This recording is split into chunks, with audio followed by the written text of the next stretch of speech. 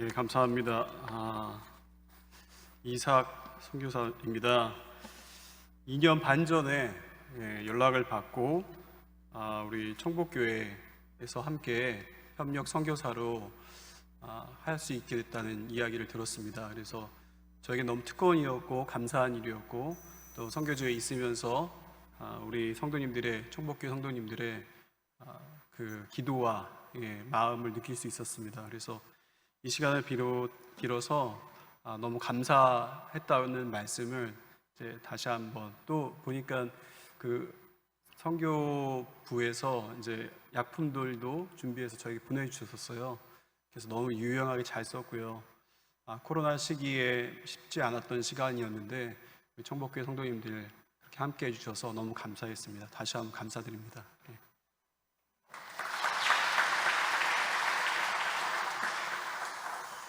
예. 사실은 이제 목사님하고 좀 더 얘기를 나누고 들어왔어야 되는데, 하여튼, 당에도 있었고, 그리고 이제 조금, 그래서 이제 제가 그 말씀드린 이유는 이제 제가 원래 베트남으로 갔어요. 그랬는데 이제 코로나 과정 가운데서 이제 그 좀 옮기게 됐습니다. 오늘 좀 그 말씀을 같이 드리겠는데요. 하여튼 오늘 이 하나님의 선교라는 제목으로 말씀을 선포하도록 하겠습니다. 아마 하나님이 그 얘기 다 안 돼도 괜찮다, 너가 이 시간을 통해서 또 같이 다 마음과 또 이야기들이 전달될 거라고 생각이 됩니다. 그렇게 말씀하시는 것 같습니다. 제가 즐겨보는 프로 중에 금쪽 같은 내 새끼라는 상담 프로그램이 있습니다. 아마 아시는 분들 많이 아실 텐데, 그 정신의학과 오은영 박사가 고민을 가진 부모들을 대상으로 하는 상담 프로그램입니다. 한 번은 거기에 나와 있는 그 아이를 보고선 오은영 박사님이 부모님에게 조언을 합니다. 그 조언이 제 마음에 깊이 남았습니다. 뭐라고 조언을 하셨냐 하면은 그 부모에게 이렇게 얘기했습니다. 당신의 자녀는 인생이 내 마음대로 되지 않는다는 것을 알 필요가 있습니다. 이렇게 얘기했어요. 아마 이 아이가 좀 욕심이 많았던 것 같아요. 그래서 다 내 맘대로 되고 그렇게 하고 싶어하는 아이였던 것 같아요. 그래서 얘기하기를 인생이 내 맘대로 되지 않는다는 것을 알 필요가 있다, 이렇게 얘기한 거죠. 다른 말로 다시 표현하면요, 계획대로 되지 않는 인생을 알 필요 있다는 거예요. 그 의미가 제 마음에 들어왔습니다. 왜 그랬을까요? 이것은 다만 그 아이에게만 해당되는 이야기일까요? 계획대로 되지 않는 인생, 내 마음대로 되지 않는 인생, 그렇지 않잖아요. 아이뿐 아니라 어른들도 마찬가지 아니겠습니까? 우리 모두의 이야기가 아닐까요? 멀리서 그 이야기를 찾지 않아도 되겠죠. 이제 저의 이야기입니다. 제가 2021년 1월 9일 날 베트남에 들어갔습니다. 베트남에 도착하자마자 1월 20일 날 코로나가 전 세계에 터졌습니다. 나시나요?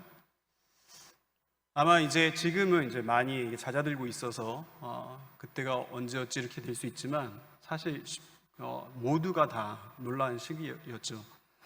그리고 그때 제가 이제 아들이 3명 있는데요. 첫째가 이제 지금은 이제 고3인데 고1, 그 다음에 중1 이렇게 돼 있는데, 그 전에 이제 2년 전이니까요. 그때 이제 베트남에 제가 있었던 호치민에는 이 아이를 보낼 학교가 없어요. 학교가 있지만 거긴 너무 이제 과한데고 저희는 보낼 수 있는 그건 없고, 그래서 이 친구를 태국에 저희 단체가 하나의 파운더로 세운 학교, 선교사 자녀 학교가 있는데 거기를 이제 보낸 거예요. 학교에서 연락이 왔습니다. 그리고 그 기숙사에서 특별히 연락이 왔습니다. 코로나 때문에 각 나라마다 다 문을 걸어 잠궜잖아요. 걸어 잠그고 있는데 자녀를 보낸 아시아권에 있는 선교사님들, 미얀마, 방글라데시 뭐 어디 할 것 없이 2명 중에 한 분이 오라는 거예요. 와서 아이를 돌보라는 거예요. 왜냐하면 학교가 문이 닫히고 기숙사도 문이 닫히기 때문에 이 아이가 흔히 말하는 이제 그런 상태가 된 거예요. 오갈 데 없는 상태가 됐는데, 이게 또 끝나면 학교가 다시 열 거기 때문에 부모님 무조건 들어오라, 이런 얘기였어요. 근데 저희 첫째가, 보통 장남들이 좀 그렇잖아요. 속이 깊고 이제 꾹 참은 거예요. 그래서 부모님이 베트남에서 나오면은 어떻게 될지 모른다. 왜냐하면 아시는 것처럼 베트남이 가장 강력하게 규제했던 나라 중에 한 나라였습니다. 그래서 나가면은 정말 어떻게 될지, 돌아올 수 있을지를 장담할 수 없었던 때였어요. 그래서 저희한테 얘기를 안 했어요. 근데 기숙사 담당자가 너무 급한 거예요. 미얀마에서도 오기로 다 온다고 연락이 됐고, 확인이 됐고, 어디도 됐고, 인도도 됐고 다 했는데 얘가 연락이 안 돼요. 얘가 유일하게. 그래서 급하게 금요일 날 저녁에 연락을 했고, 그리고 그 연락이 누구에게까지 갔냐면은 저희 웩이라는 국제선교단체의 리더에게까지 연락이 갔어요. 이 사람들한테 연락이 안 된다.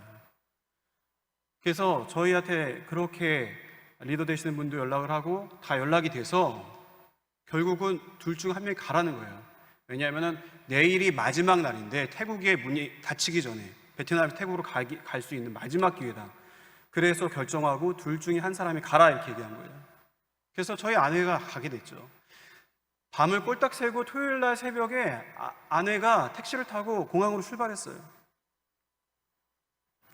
제가 아내가 너무 걱정할까봐 여보 걱정하지 마. 나머지 두 친구 사춘기가 무르익은 중학교 2학년 그 다음에 초등학교 5학년이었나요? 이 두 친구를 두 아들 제가 데리고 있고 하니까 아내는 이제 걱정스러운 거예요. 그래서 여보 걱정하지 마. 괜찮아. 내가 할 테니까. 그래서 의연하게 아내를 보내줬어요.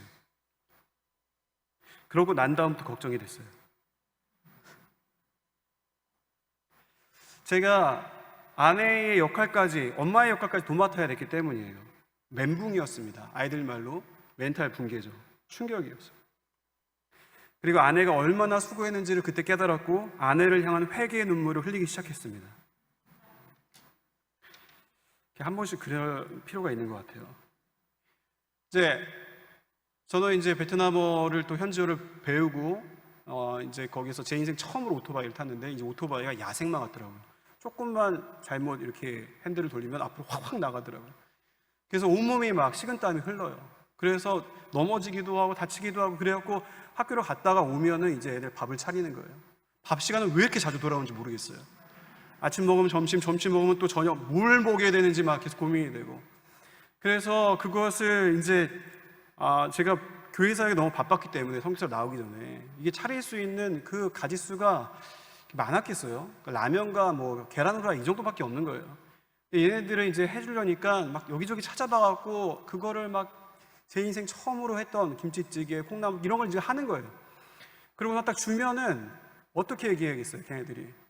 아버지 너무 맛있어요. 성은이 망극하옵니다. 이런 건 아이들일지라도 뭔가 표현을 해야 될 거예요. 해야 될 거 아닙니까? 근데 제가 그랬어요. 제가 예전에 아내가 뭔가 음식을 해주면은 잘 들으십시오, 아버지들, 남편분들 음식 해주면은 꼭 물어봐요. 자, 아내가 맛이 어때? 그럼 괜찮네 이렇게 얘기를 했어요. 그렇게 얘기하면 안 돼요. 맛있어 이렇게 얘기해야지. 너무 맛있어. 끝내주네 이렇게 얘기를 해줘야지. 그러니까 애들이 반응이 띠띠미그지근 하지 아들들이잖아요. 그리고 또 막 중학교 2학년에 한참 뭐 어려운 그런 나이에 그러니까 반응이 없어요. 그러니까 전 계속 물어보는 거. 맛이 어때? 야 너희 너무한다. 맛있다고 해줘야지. 이건 아빠가 할 줄도 모르는 걸 이렇게 해갖고 했고 만들어주는 너 그런 이렇게 막 그러니까 이제 저희 아들이 얘기하는 거예요. 왜 이렇게 강요를 하세요? 이렇게 얘기하는 거예요. 야 그러니까 화를 내지 말고 음식을 만들지 말라고 그랬어요. 하여튼 강적을 만났어요. 그래서 아내한테 이제 영상통화를 하면서 얘기했어요. 여보. 제가 원래 그 친구 때문에 이제 아내한테 늘 했던 얘기, 여보 너무 애를 그렇게 엄하게 대하지 말아라. 좀 이렇게 관대하게 대하고 애들이 그럴 수 있는 거 아니겠냐 이렇게 얘기했지만 걔랑 이제 살면서 아내랑 통화하면서 얘기했어요. 여보 나 죽을 것 같아. 나 얘 때문에 죽을 것 같아. 당신이 데려갔어야 됐어요. 아내를 향한 회개의 눈물을 흘리고 그 시간이 하루 이틀이 아니라 한 달, 두 달, 세 달. 이거 완전 6.25 때 이산가족도 한 것처럼요. 생이별을 한 거예요. 이게 언제 끝날지 모르는 거예요. 아니 끝나는 그 때를 알면 그래도 괜찮아요. 근데 모르잖아요. 지금이야 이렇게 됐지만 이게 모르는 거예요. 언제 끝날지를 모르는 게 너무 막막한 거예요. 나중에 한 반년이 지났는데 완전히 탈진되더라고요, 사람이. 이거 어떻게 되는 건가? 그때 하나님이 기적적으로 베트남 호치민의 특별기가 처음으로 뜨는데 그 비행기를 아내가 또 현지인의 도움을 통해 갖고 기적적으로 아내가 돌아오게 됐습니다. 격리를 마친 다음에 애들이 엄마를 만났어요. 본물 터지듯이 엄마한테 얘기를 하는 거예요. 본물 터지듯이. 그때 알았어요. 아빠는 일찍 죽어도 되지만 엄마는 죽으면 안 돼요. 엄마가 얼마나 중요한지. 여기 있는 장로님들이나 남자 지사님들, 그럼 나보고 일찍 죽으라는 거, 그 말이 아니잖아요. 잘 새겨 들으시고.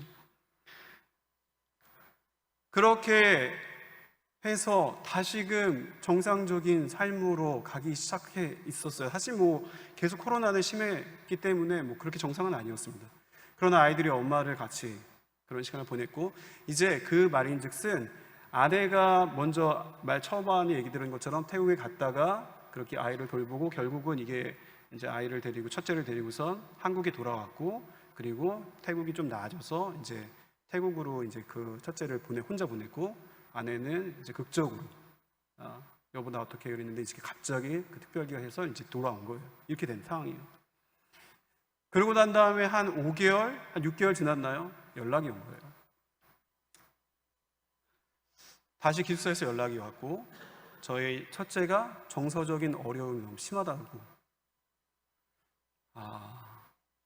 그래서 저희 선교단체 리더 되시는 분이 이제 그것을 공식적으로 연락이 왔기 때문에 그 리더 되시는 분이 저한테 이제 연락을 해서 얘기했어요. 이번에는 지난번에 엄마가 아닌 이번엔 아빠가 가야 된다. 저는 그래도 대표성이 있잖아요. 그래서 베트남에 계속 있어야 되고, 그리고 지금 너무 어려워진 상황이기 때문에 나갈 생각을 진짜로 안 했거든요. 아내도 너무 기적적으로 들어왔고, 이게 또 이렇게, 그런데 하나님이 강권하심으로 이 상황을 만드셨다고 생각되는 거예요. 그래서 어떻게 하겠어요? 저희 단체의 그 팔러시라고 그러죠. 정책상으로도 가야 되는 거예요. 그래서 갔어요.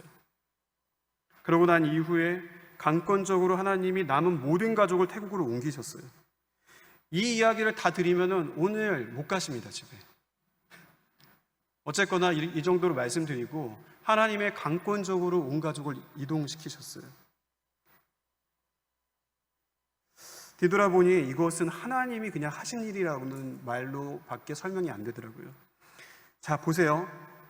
그런 우리의 인생, 이 계획대로 되지 않는 인생, 이것을 그럼 우리는, 믿는 하나님의 백성이라는 우리는 어떻게 이걸 바라봐야 될까요? 이 질문에 대한 답을 오늘 말씀이 주고 있습니다. 오늘 말씀이 어떤 내용인지 아시겠죠? 읽을 때 이 말씀을 가장 한눈에 보게 하는 건 사실 그 전절인데요, 그게 이제 45장 마지막 절입니다. 제가 읽어드리겠습니다. 이스라엘이 이르되 조카도다 내 아들 요셉이 지금까지 살았으니 내가 죽기 전에 가서 그를 보리라 하니라. 아시겠죠? 어떤 상황인지. 야곱이 죽은 줄만 알았던 요셉이 살아있다는 거예요. 그리고 그 요셉, 이제 가뭄의 때에 애굽으로, 이집트로 자신의 아들들을 보내갖고 양식을 얻어오기로 했는데, 그 아들들이 와서 하는 그 믿기지 못할 얘기, 요셉이 살아있고 그 요셉이 아직 가뭄이 남았기 때문에 아버지를 모시고 오라고 했다는 거예요. 얼마나 흥분됐겠습니까? 근데 제가 이 말씀을 보는데 참 이 말씀이 마음에 감동도 주는 동시에 너무 어려운 거예요. 그게 무슨 말이냐면요, 사실은 이 말씀을 하나님, 제가 2년 반의 시간이 지나서 장기 선교사로 이제 나간 지, 하나님 제가 한국에 가서 말씀을 전하는데 어떤 말씀을 전할까요? 할 때 이 말씀 주셨거든요. 이 말씀 주셨는데 말씀을 묵상할수록 어려워요. 그 이유가 있어요. 왜냐하면요, 같이 한번 읽어볼까요? 46장 2절 말씀을 같이 한 목소리로 읽어보겠습니다. 될까요? 시작. 그 밤에 하나님이 이상 중에 이스라엘에게 나타나 이르시되 야곱아 야곱아 하시는지라. 야곱이 이르되 내가 여기 있나이다 하며. 뭐가 어려운지 아시겠어요? 이스라엘에게 나타나 이르시되 뭐라고 부르셨어요? 야곱아 야곱아 이렇게 부르신 거죠. 이게 일단 첫 번째 이제 어려운 대목이었어요. 왜 그랬을까요? 잘 아시잖아요. 야곱이 33장이었던 걸로 기억하는데, 약복강 나루터에서 하나님의 천사와 씨름해 갖고 그때 하나님의 천사가 야곱을 인정하며 얘기하는 말이, 내가 다시는 너를 야곱이라 부르지 않겠다. 아마 그 다음 그 PPT에 그게 나올 텐데, 같이 그 다음에 한 번 더 언급된 게 35장의 10절의 말씀입니다. 같이 한번 읽어볼까요? 같이 한번 읽겠습니다. 시작. 하나님이 그에게 이르시되 내 이름이 야곱이지만은 내 이름을 다시는 야곱이라 부르지 않겠고 이스라엘이 내 이름이 되리라 하시고 그가 그의 이름을 이스라엘이라 부르시고. 하나님이 약속하셨단 말이에요. 이거 두 번이나 얘기하신 거예요. 약복강 나루터에서, 그 다음에 하나는 베델에서. 그런데 보세요.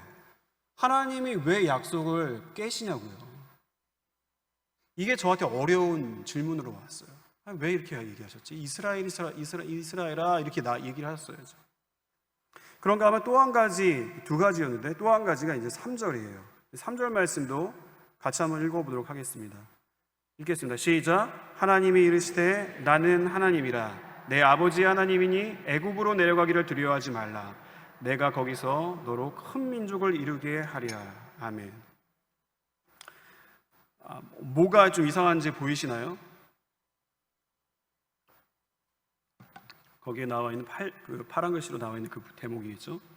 두려워하지 말라. 두려워하지 말라.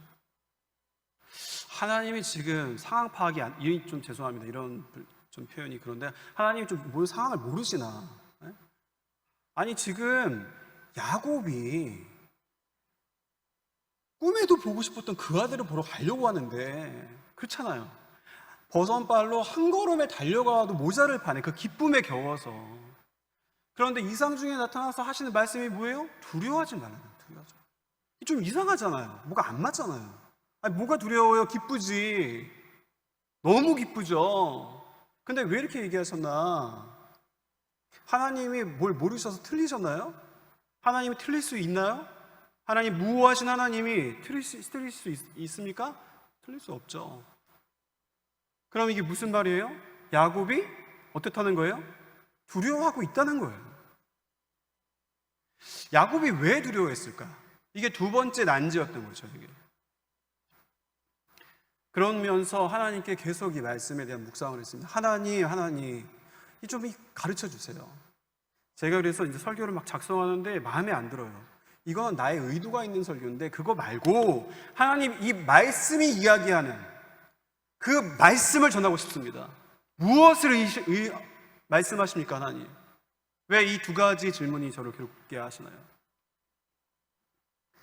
그런 다음에 하나님께서 말씀을 읽다가 그거에 대한 답을 찾게 하셨어요. 창세기 35장 12절 말씀 같이 한번 좀 읽어볼까요? 시작. 내가 아브라함과 야곱에게 준 땅을 내게 주고 내가 내 후손에게도 주리라. 아시겠어요? 베델에서 수십 년 전에 야곱에게 약속하셨다는 거예요. 너의 할아버지 아브라함, 아버지 이사, 그 다음에 너 야곱 대를 이어서 이 믿음의 후손 가운데 이 땅을 주겠다. 약속의 말씀을 받았어요. 그 약속의 말씀을 받았기 때문에 야곱이 쉽지 않은 거예요. 1절에 보니 이스라엘이 모든 소를 이끌고 떠나 브엘세바에 이르러 그의 아버지 이삭이 하나님께 희생제사를 드리니 라고 나와 있는데, 가나안 땅, 이스라엘 땅의 최남단이 브엘세바예요. 브엘세바의 국경이 있어요. 국경을 넘으면 이제 시나이 반도, 그 사막을 통과하면서 결국은 이집트예요. 애굽. 국경을 떠나기 바로 직전에 제단을 쌓고 예배를 드린 거예요. 희생제사, 예배를 하나님께. 왜요? 보십시오. 요셉이 살아있대요.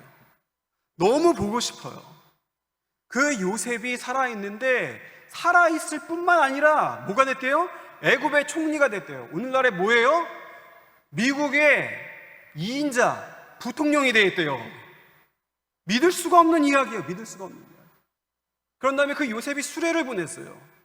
화려한 빛나는 수레를 보냈어요. 지금으로 말하면 아주 고급 외제차가 아니에요. 전용기를 띄워서 보내요. 전용기를. 아버지를 모시고 오라고. 무슨 말입니까? 하나님이 아니고서는 이루어질 수 없는 거예요, 이게. 하나님이 아니고서 설명이 안 되는 상황이잖아요. 그런데 이 상황과 약속의 말씀이 어떻게 해요? 충돌되는 거예요.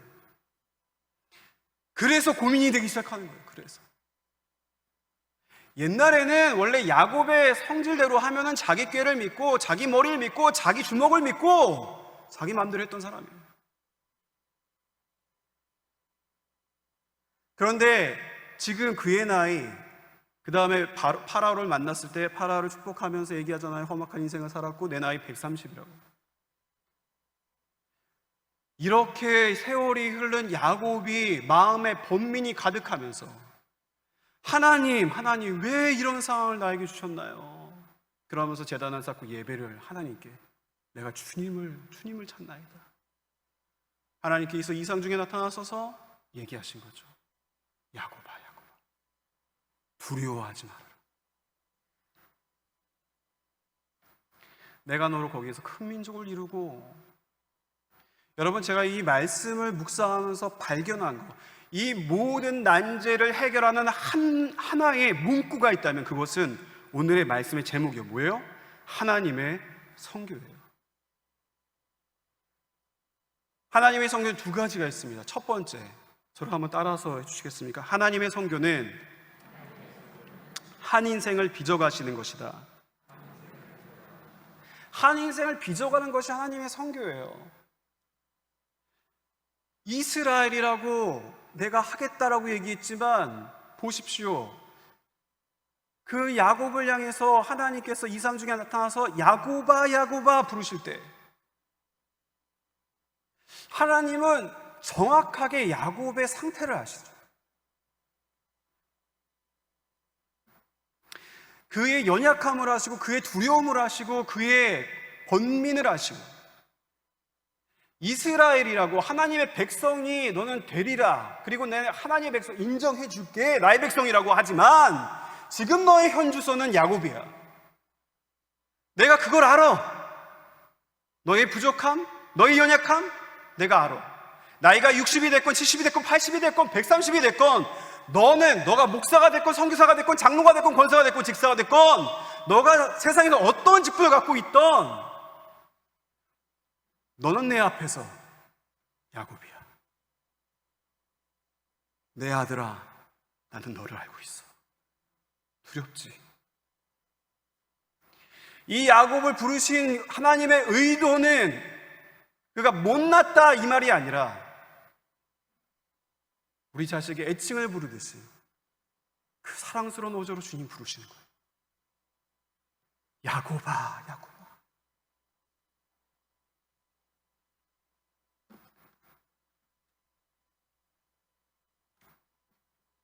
하나님께서 인생의 역경을 통해서, 고난을 통해서 한 영혼을 빚어가십니다.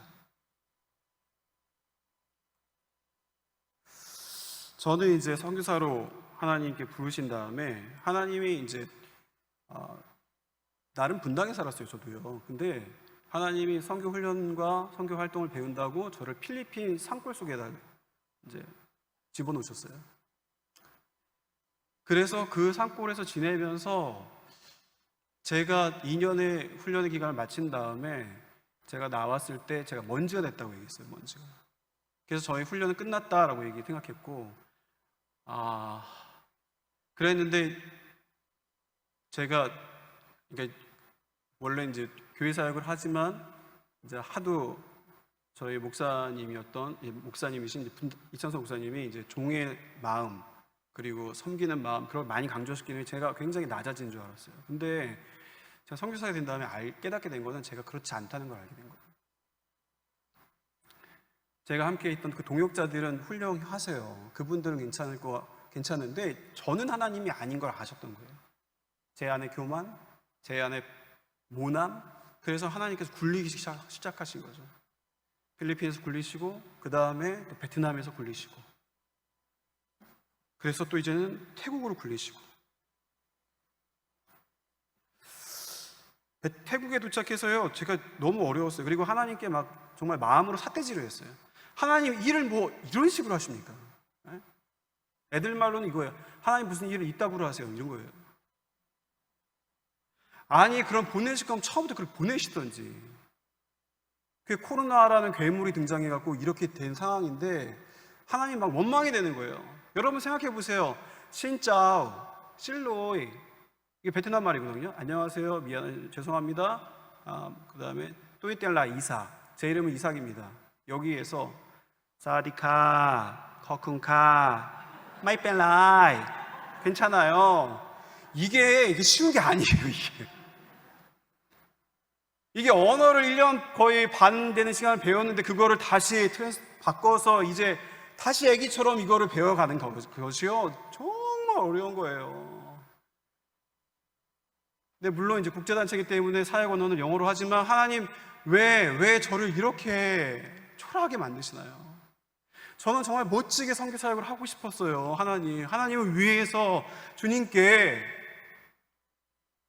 근데 그때 주님께서 저희 마음에 하시는 말씀이 이렇게 생각이 들었어요. 나는 너에게 그걸 요구하는 게 아니야. 나는 너의 성취가 중요하지 않아. 나는 너 자체가 중요해. 너의 존재가 중요해. 너가 세상에서 얼마큼 화려한 성공을 이루었는지는 중요하지 않아, 나에게. 나는 너가 중요해, 너가. 무엇을 하느냐가 아니라 무엇이 되느냐가 중요해. 그러고 난 다음에 제가 오기가 생겼어요. 제 속 깊은 곳에서부터 강한 의지가 세상 어떤 것보다 더 주님을 사랑하고 싶고, 그래서 더 건강해져서 내 인생을 더 가치 있게 드리고 싶었어요. 막 제가 이제 식탐도 있었고 뭐 모두 좋아하는 것도 있는데 다 끊어냈어요. 하나님이 저를 성숙시키시는 거예요. 성취로서의 자기 증명이 아니라 존재가 깊어지게 하시는 거예요. 존재가. 저만 그랬겠어요? 이 자리에 앉아있는 여러분 모두가 그런 분들 아니십니까? 코로나의 가운데 다 어려움을 겪으셨죠. 제가 선교지에 있지만 저한테 계속 연락 오시는 성도님들이 몇 분 계세요. 교회 안에서 만났던, 그 중에 한 분은 이제 술을 드시고 연락을 하시는데요. 그럼 이제 제가 얘기를 하죠. 오늘 한잔 하셨나 봐요. 목사님, 제가 너무 괴로워서 너무 자식 때문에 힘들다는 거예요. 너무. 사실 이분은 너무 많은 우여곡절이 있었어요. 막 저한테 제가 우리 사역했을 때는 전화를 하세요. 목사님, 저 지금 죽으러 갑니다. 어디세요? 지금 제가 탄천에 가고 죽을 겁니다. 거기 잠깐 기다리세요. 막 찾아가고 그걸 또 말리고. 이제 이분과의 사연이 있어요. 그리고 난 다음에 이분이 목사님, 어느 날은 또 이제 막 우리가 흔히 뉴스에서 봤던 그 차에 따뜻하게 이제 그 번개탄 피워놓고 그리고서 이제 거기에서 그렇게 생을 마감하시려고 했는데 이 번개탄의 비닐봉지가 불이 붙어갖고 자동차 천장에 붙으면서 갑자기 불꽃이 확 튀면서 그 주차장에 있던 CCTV가 발견을 하고서 바로 그 소방차가 출동해갖고 물로 다 그거를 물대포로 써갖고 죽을 수가 없는 그런 가슴 아픈 안타까운 게 아니라 하여튼 감사한 사연도 있어요. 이 한 인생, 아무에게도 얘기할 수 없었던 너무 가슴 아픈 그 사연을 가지고 있는 인생의 이야기를 제가 들으면서 같이 주님의 말씀과 복음을 전하면서 예수님을 알게 되시고, 이분이 훈련을 받고 교회 공동체 가운데, 다락방 가운데, 그 구역예배 같은 그 공동체 안에서 또 성장을 하시고, 그래갖고 그래도 이제 코로나는 힘들죠, 여전히. 또 다른 역경과 고난 가운데서 자녀의 문제, 또 사업장에 막 문이 닫히고 막 발을 동동 구르면서, 근데 이분이 저에게 전화하시는 이 술을 드시고 약주를 드시고 하시는 게 이게 점점 빈도수가 줄어가는 거예요. 오늘은 목소리 맑으신데요, 잘하셨어요. 그럼 성장을 하시는 거예요. 그러고 난 다음에 이번에 스물아홉 개 교회로 개척을 했는데 거기에 가셔서 봉사를 하고 계세요.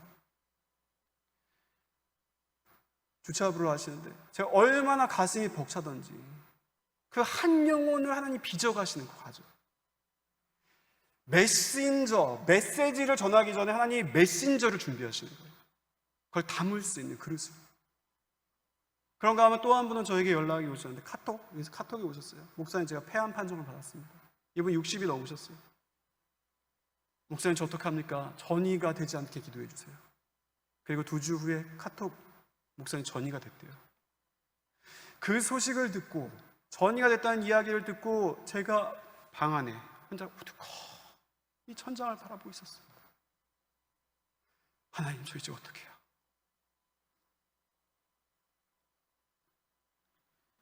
같이 기도했어요. 그리고 난 이후에 이분 또한 또 다른 개척교회, 제가 하나님이 언제 나를 불러가실지 모르지만 목사님 기도해 주세요. 제가 섬길 수 있는 그 부분을 제가 섬기고 싶습니다.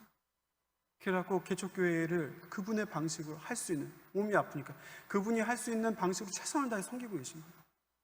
이게 얼마나 아름다운 이야기입니까? 이게 얼마나 아름다운 하나님의 백성들의 이야기예요.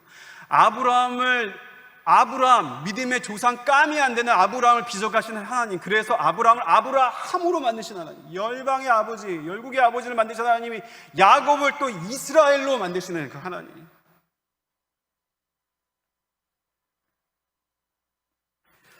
이런 주님의 사람들은요, 만나면은 아세요 그거? 존재에서 오는 아주 깊은, 아주 진한 커피 향이 아니라 진한 예수의 향기가 나요. 예수의 향기. 그 느껴보셨어요? 그 앞에서 약간 경외감 비슷한 것도 나고요. 고개가 숙여져요. 사랑하는 여러분, 무엇이 여러분을 예기치 못한 어려움 가운데 두고 있습니까? 그것이 관계인가요? 배우자인가요? 자녀인가요? 아니면 직장에서요? 사업에서요? 나의 질병의 문제요? 그 무엇이 됐든지 간에 이것을 기억하십시오. 여러분은 하나님의 성교 안에 하나님이 빚어가고 계십니다. 이것을 믿으시기 바랍니다. 그런가 하면 2번째, 하나님의 선교는 말 그대로 하나님의 선교입니다. 이게 무슨 말이냐면요, 3절 말씀을 또 같이 한번 읽어볼까요? 같이 읽겠습니다. 시작. 하나님이 이르시되 내려가기를 두려워하지 말라. 내가 거기에서 너로 큰 민족을 이루게 하리라. 아멘. 보세요. 내가 거기서 너로 큰 민족을 이루게 하리라. 내가 하는 선교가 아니더라고요. 선교사들이 가장 많이 하는 실수 중에 하나는 내 선교예요. 내 선교. 내가 하는 선교. 그런데 하나님께서 얘기하시는 거는 그건 너 선교가 아니야. 그거는 나의 선교야. 나의 선교. 너한테 약속의 말씀을 준 이도 나고, 지금 이때의 그 계획이 마치 틀어지는 것처럼 보이지만 그 계획을 주도하는 이도 나야. 왜? 나는 계획이 있어. 나는 큰 그림이 있어. 여러분, 요즘에 젊은 친구들이 얘기하는 그 유행어 중에 이런 게 있어요. 아, 너가 이렇게 행동은 너는 큰 그림이 있었구나. 이것 때문이었구나. 이렇게 얘기해요. 큰 그림이 있는 거예요. 큰 그림. 그래서 하나님께서 야곱을 옮기시는 거죠. 그리고 난 다음에 약속의 말씀 나중에 성취하시잖아요. 내가 널 돌아오게 하리라 또 얘기하세요. 4절에. 그런데 여러분, 하나님의 큰 그림이 뭐였어요? 60명이 조금 넘는 야곱과 그의 가족들을요, 이집트로, 애굽으로, 그 가뭄의 때에 옮기셔서 그들을 어떻게 해요? 그들을 민족으로 만드세요. 장정만 60만, 학자들에 의하면 총 인구 250만이 넘는 민족으로 만드세요. 하나님은 그릇을 준비하세요. 하나님은 그릇을 준비한 다음에 거기에다가 그릇의 내용물을 채우세요. 이스라엘 민족을 만드세요. 하나님은 아브라함에게 이야기하셨어요. 너는 본토 친척 아비지를 떠나라. 내가 너로 복이 될지라. 내가 모든 족속이 너로 말미암아 복을 얻으리라. 그래서 아브라함의 자손 이스라엘을 준비하신 거예요. 땅의 모든 족속이 너로 말미암아 복을 받으리라. 이 일을 이루시려고. 그래서 이스라엘 민족을 준비하시고 그들에게 채우시기 시작하는데, 구원의 여정처럼 이루어지는 출애굽의 사건을 통해서, 유월절 어린 양을 통해서 예수를 예표하셨죠. 그리고 놋뱀의 사건을 통해 예수를 예표하셨죠. 계속 이스라엘 백성들에게 오실 메시아를 보여주고 있어요. 성막에서 주의 보좌로 나아갈 때 십자가에 보여 그 피를 의지하여 나아갑니다. 주의 임재가, 그 임재가 상징되는, 그런 이후에 그것을 세웠던 성전. 하나님은 마치 이거예요. 무비 트레일러예요. 무비 트레일러 뭔지 아시죠? 예고편, 영화 예고편이에요. 아주 영화 보고 싶었어요. 그런데 영화가 어떤 내용인지 모르는데 영화 예고편이 1차, 2차, 3차 나오는 거예요. 그게 정확하게 어떤 내용인지 다는 몰라요. 그런데 오실 메시아가 오시는구나 예고편을 보니까 이걸 본 거죠. 1차, 2차, 3차 한 다음에 빵! 하고 터진 게 예수 그리스도. 본편이 이 땅에 오신 거예요. 본편이. 그 본편이 오셨어요. 아브라함과 다윗의 후손 예수 그리스도의 계보라! 마태복음 1장 1절에 나온 그 예수 그리스도. 이제는 그 예수를 주로 시인하고 믿고 그 이름의 삶을 건 모든 자는 뭐가 됩니까? 영적인 이스라엘이 됩니다. 하나님의 백성. 이 하나님의 백성을 통해서 하나님이 원하시는 거, 모든 족속이 너로 말미암아 복을 받으리라. 하나님 이 땅을 복 주기를 원하세요. 가라 모든 족속을 제자로 삼고 복 주기를 원하세요. 그 복은 무슨 복이에요? 영원한 생명을 얻는, 산소망 대신 예수를 얻는, 내 영혼을 살리는 그 복인 동시에 이 세상을 축복하는 복이에요. 이 복을 묵상하다 보니까 이 세상은요, 다른 말로 하면은 은혜더라고요. 복은 은혜예요. 은혜. 자격 없는 자가 받는 게 은혜 아니에요? 저희 아이들이 아버님 교회를 갔더니 아버님 교회 어르신들이 얘네한테 용돈을 주세요. 걔네들은 그걸 받을 이유가 없어요. 자격이 없는데 그냥 얻은 거예요. 이것이 은혜예요. 하나님은 이 세상이 은혜가 없다는 걸 아세요. 다 죄성을 가진 인간들이 아비규환 가운데 아기다툼을 하고 어떻게 해서든지 이기적이고 그러한 이 세상 가운데 하나님의 은혜를 보여주기 원하세요. 우리를 통해서, 누구를 통해서? 영적 이스라엘, 지금 이 시대에 누굽니까? 교회를 통해서 하나님 그 일을 하게 원하세요. 이게 하나님의 큰 그림이었어요. 하나님의 그 구원의 역사, 하나님의 선교의 역사는 하나님의 큰 그림 가운데 성취되어 가고 있어요. 다만 야곱이 두려웠던 것은 그가 그의 큰 그림을 못 보고 있었기 때문입니다. 제가 코로나 상황 속에 태국으로 이동하겠다고 말씀드렸어요. 너무 화가 났어요. 왜 이렇게 하시나? 그런데 하나님께서 아침에 산책을 하는데, 묵상을 하는데 하나님이 말씀하시죠. 그런 제 안에 좀 감동이 되는 이야기였는데 하나님이 저에게 얘기하시는 것 같았어요. 너가 기도했잖아. 너가 대학 때 너가 목사님 아들로 자라면서 아버지는 늘 공인이었고 아버지와 친밀감을 못 누렸기 때문에 너가 나중에 뭐가 되든지 간에 하나님 나는 좋은 아빠가 되는 게 내 꿈이라고 얘기했잖아. 그래서 내가 너에게 마지막 기회를 준 거야. 너의 아들이 이제는 대학을 가면은 선교사 자녀가 어디로 갈지도 모르고 이게 마지막 기회야. 그리고 단체의 리더 되시는 분도 얘기했어요. 이번이 마지막 기회가 될 거라고 얘기했어요. 그 아들을 향한 마지막 마음의 온기를 살리는 하나님의 배려. 갑자기 눈물이 났어요. 그런가 하면 하나님께서 또 얘기하셨어요. 내가 너를 선교사로 부를 때 일반적인 선교사로 부른 게 아니잖아. 일반적인 선교사는 뭐냐면 교회 개척사역이에요. 한 나라와 한 지역에서 복음 전하고 그다음 교회를 세우는 사역이 일반적인 우리가 아는 선교사님들의 사역이에요. 근데 제가 속한 외 선교단체도 원래 이것을 중요시하는데 제가 속한 팀은 달라요. 저는 선교사인데 선교 동원가라는 이름이 붙어 있었어요. 동원가 뭐냐? 좀 말이 어렵죠. 막 동원하는 거냐? 그게 아니라 동원하는 거긴 해요. 아시아권에 있는 선교사 후보생들을 모아서 그대로 훈련시키고 전 세계로 파송하는 게 이게 선교 동원가예요. 그런가 하면은 그 친구들을 교회들이 기도하고 지원할 수 있도록 그 교회들을 선교적 교회로 깨우는 게 동원가의 역할이에요. 마치 펌프처럼 공급하는 거예요. 너가 얘기했잖아. 베트남이었지만 베트남에서 어느 정도 안정이 되면 너는 아시아권으로 다니면서 그 사역을 하려고 했잖아. 그냥 거점만 바꾼 거야 내가. 그리고 제가 베트남에 있으면서 깨닫게 된 게 베트남이 거친 베트남인데 보니까 중국이랑 너무 닮아 있는 거예요. 수위 아저씨도 공안이랑 연결되어 있어요. 그래서 보안이 너무 어려워요. 외국인은 앞에서 설교나 가르칠 수가 없어요. 다 숨어서 자기 방에서 집에서 하는 게 전부예요. 그래도 너무 귀하게 그 사역을 감당하시는 선교사님들이 계세요. 그런데 하나님께서 저의 성정을 아시고 옮기신 거예요. 거긴 다 뜻이 있었겠죠. 옮기고 나니까 여기가요, 태국의 북부인데 둘러싸여 있는 거 위로 중국, 옆으로 미얀마, 그리고 이런 나라들이 다 공산권에 있는 나라들이 들어가요. 라오스, 베트남. 여기에서 선교사 훈련을 받기는 쉽지 않아요. 그들을 모아서 훈련할 수 있는 곳이 이 허브가 태국의 북부였어요.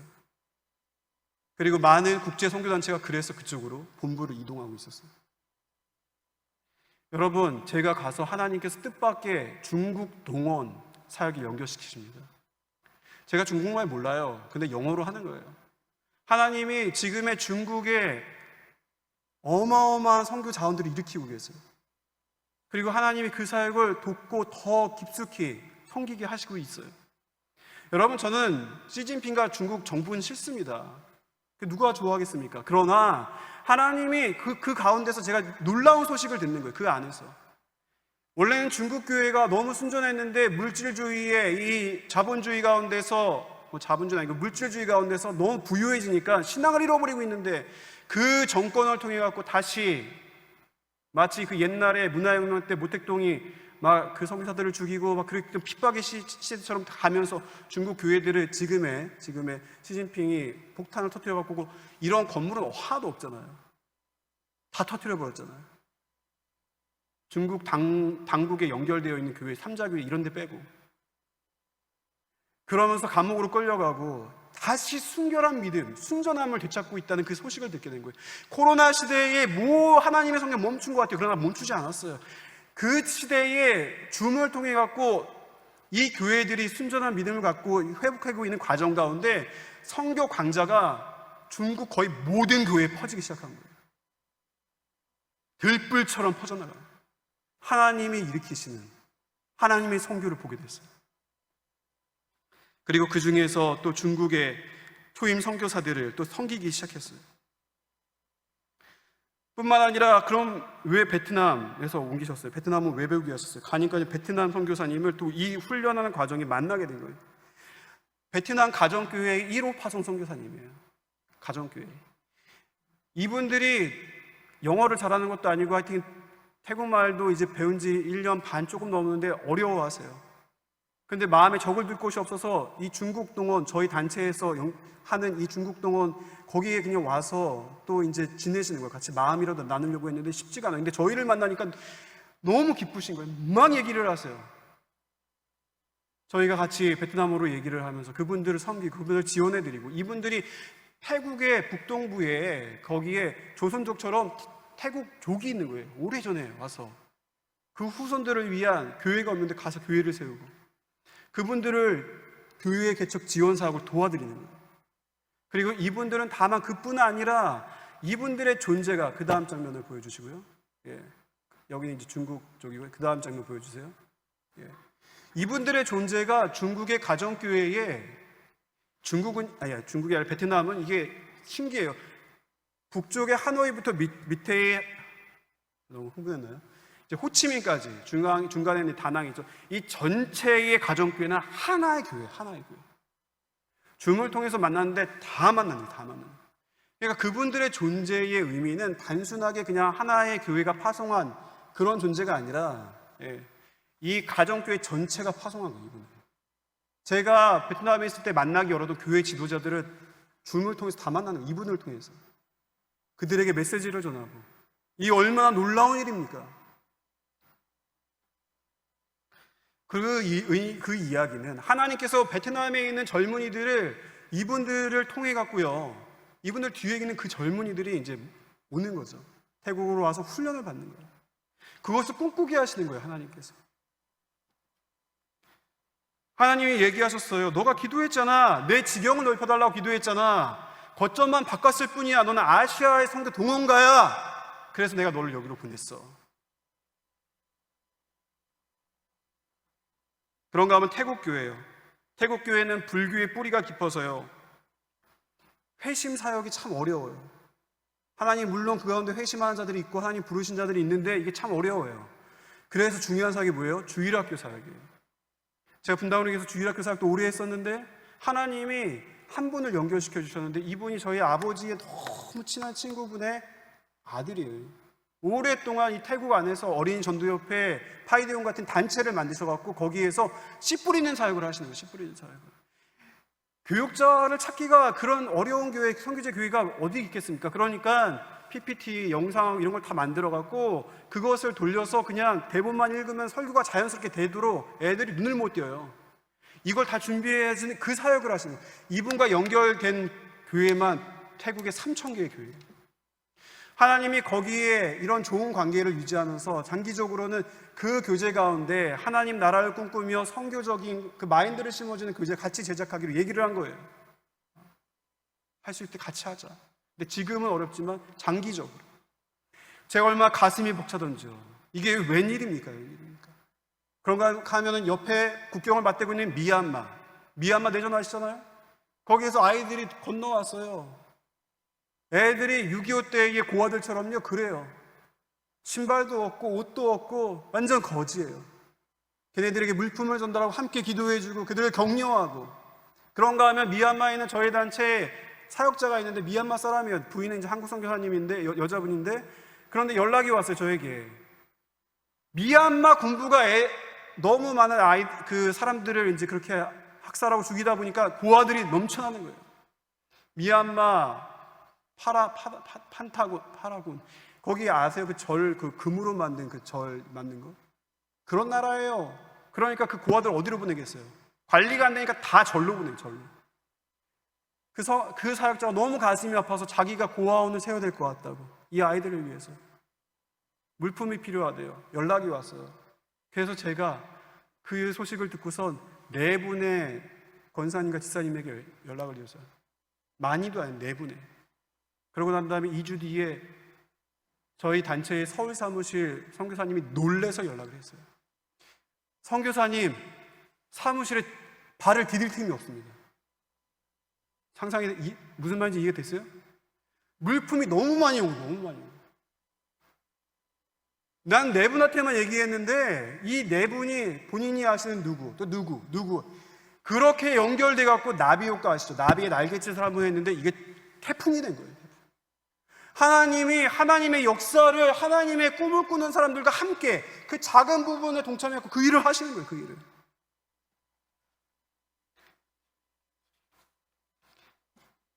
이 부분이 아마 성경 보고가 될 건데 지금 제가 쭉 얘기하는 이 부분이에요. 그런가 하면 이제 그 다음 장면을 보여주시면은, 제가 이 코로나 시대에 우리 모두 그러지 않았어요? 이제 온라인으로 미팅을 하는데, 온라인 미팅, 그 다음 장면이요. 터키의 이야기를 듣는 거예요. 터키의 이 중동의 이슬람, 모슬렘, 거기에서 예수님 믿는다고 하면 언제 죽을지 모르는, 거기도 이제 폭탄 테러가 많고 그리고 돌 맞아 죽고, 이게 아주 일반적인 그 모슬렘, 이슬람에 있는 중동의 사람들이 난민 캠프로, 터키의 난민 캠프로 와서 동유럽을 지나서 유럽으로 건너가죠.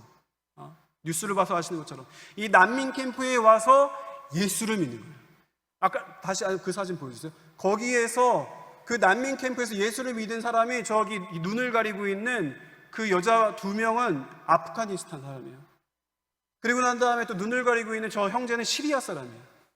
그 난민 캠프에서 또 이란 사람도 마찬가지고, 예수를 믿고 난 다음에 내가 그렇게 갈 수가 없다 그래서 돌아와서 자기 본국으로 가서 예수님을 전하는 사람들이 있는 거예요. 그 중에서 이란으로 돌아가서 예수님을 전하는데, 여러분, 그 불모지의 땅에, 그 한 영혼을 얻기 힘든 그 땅에, 이란 땅에 그리스도인이 100만 명이 됐습니다. 100만 명.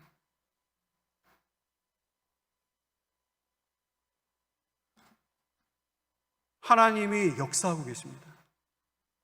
보안 때문에 만날 수 없는데 온라인 교회를 만들고 그들은 모이고 복음을 듣고 말씀을 듣고 그 말씀을 전하고,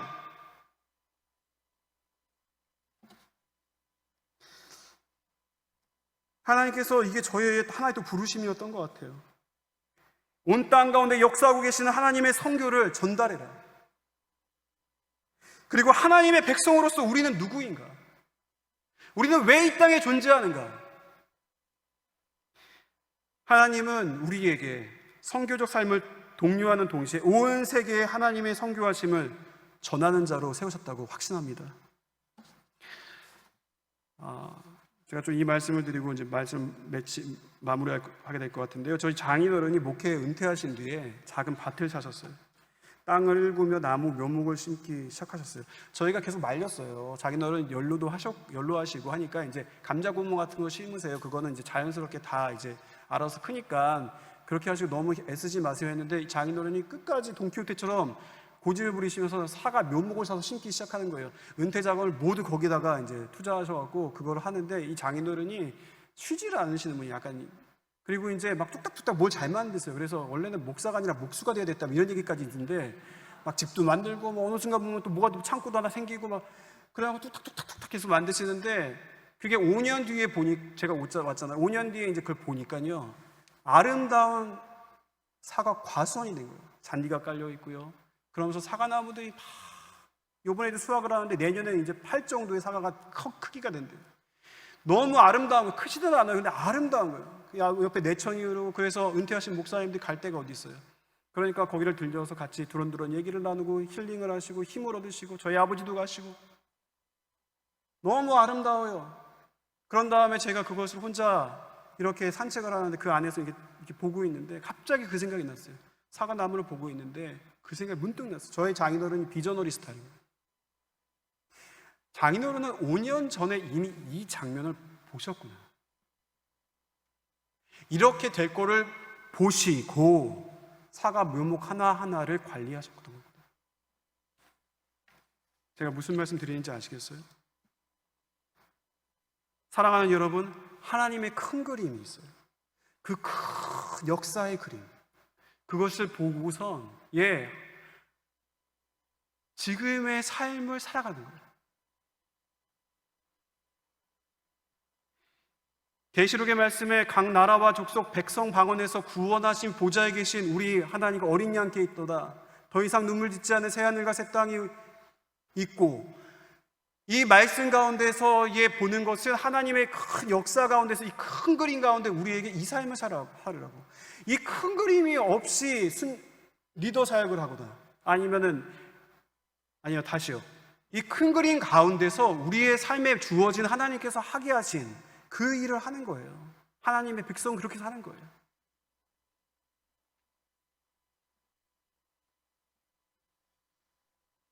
그럴 때 의미가 있습니다. 하나님의 성교라는 책이 있는데 이제 이 책은 이야기합니다. 하나님께서 예수께서 오셔서 신약에서 가라 모든 족속으로 했기 때문에 그때부터 성교가 이루어진 게 아니라는 거예요. 창세기부터 시작해갖고 하나님이 천지를 창조하시고 그 이후에 타락했던 이 세상 가운데 하나님의 복을 주시기로 결정하시고 아브라함을 부르시고, 그러면서 하나님 아까 전에 처음에 얘기 들었던 그 중간에 얘기 들었던 그런 모든 내용들을 하시면서 하나님의 선교는 역사 가운데 태초부터 이루어졌고, 하나님의 선교는 단순한 선교 활동을 넘어서 하나님의 역사라고 얘기하시고, 그 하나님을 믿는 자, 그 참신 되신 하나님, 우상을 섬기는 게 아니라 잡신을 섬기는 게 아니라 미신을 섬기는 게 아니라 그 살아계신 하나님, 지금도 우리의 삶 가운데 우리 하나님이 이렇게 살아계신데 라는 그 하나님을 섬기는 자들, 그 자들을 유실론자라고요. 하나님 신은 있다고 얘기하지만 미신같이, 그러나 내 삶을 왜 그분은 그렇게 관여하지 않으셔 하는 자들을 이신론자라고 해요. 사랑하는 여러분, 교회 안에 너무 많은 이신론자가 있습니다. 믿는다고 하지만 내 삶에는 하나님이 없는 것 같아요. 하나님 마치 미신을 섬기듯이 아침에 봉양하듯이 하는 그런 하나님으로 전락시켜버렸어요. 아니요. 사랑하는 여러분, 여러분은 유신론자입니까? 이신론자입니까? 유신론자가 되십시오. 우리 하나님이 이렇게 살아계시는데, 내 삶이 힘들어도 우리 하나님이 나의 삶에 이렇게 살아계시는데 그 하나님을 믿습니다. 믿으십시오. 함께 기도하시겠습니다.